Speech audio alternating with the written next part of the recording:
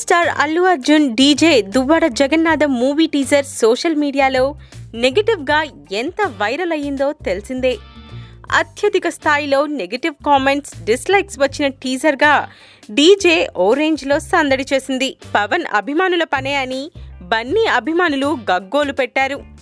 Katamarayudu ట్రైలర్ని target చేశారు. Trailer release అయిన కొద్దిసేపటి వరకు లైక్స్ అండ్ డిస్లైక్స్ సమానంగా కనిపించాయి. తరువాత లైక్స్ పెరిగాయి. ప్రస్తుతం 2,60,000కి పైగా లైక్స్ ఉంటే 45,000 డిస్లైక్స్ వచ్చాయి. లైక్స్తో పోలిస్తే డిస్లైక్స్ తక్కువే, కానీ పవర్ స్టార్ టీజర్కి 45,000 డిస్లైక్స్ అంటే ఇది పనిగట్టుకొని చేసిన పనే అని ఈజీగా అర్థమవుతుంది. టాలీవుడ్లో 1 కోటి వ్యూస్ తెచ్చుకున్న మొదటి టీజర్ పవన్దే అన్న విషయం మర్చిపోకూడదు.